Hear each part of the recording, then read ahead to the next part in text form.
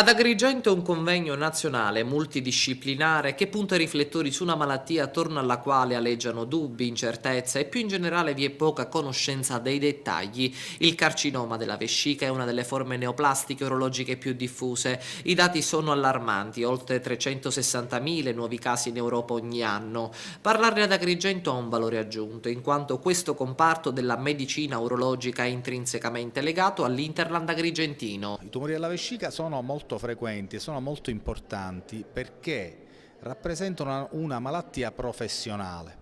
I cancerogeni che causano i tumori alla vescica sono principalmente il fumo e la gente lo deve sapere perché la gente sa che il fumo fa venire il tumore al polmone, alla laringe.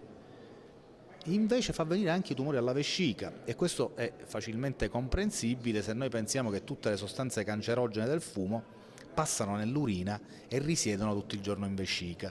Quindi uno che fuma 20, 30, 40 anni ha la vescica continuamente a contatto con urina cancerogena da sostanze di fumo. È una malattia professionale perché per esempio è frequente nei lavoratori delle serre, quelli per esempio Ragusa è molto frequente, usano i concimi chimici, è frequente tra i carrozzieri perché inalano le vernici, è frequente nei dipendenti delle industrie tessili o della gomma, dei pneumatici eccetera, quindi è importante sapere che è una malattia professionale. Di prevenzione e campagna di informazione corretta. E poi la diagnosi precoce, che è un'altra cosa molto importante. E a proposito di diagnosi precoce, io credo che la cosa più importante è evidenziare la presenza di sangue nelle urine, anche in maniera minima, quella che noi chiamiamo microematuria. Quindi fare un banalissimo esame delle urine può essere estremamente importante per arrivare a una diagnosi molto precoce e a una guarigione assoluta.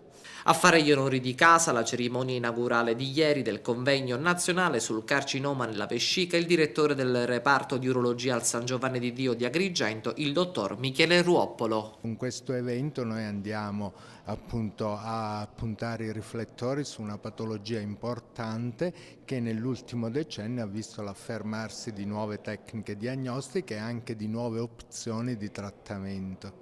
Ecco, dottor Ruoppolo, lei è da un anno circa al vertice del reparto di urologia qui ad Agrigento, possiamo già tracciare un bilancio, ecco, magari com'è la situazione allo stato attuale?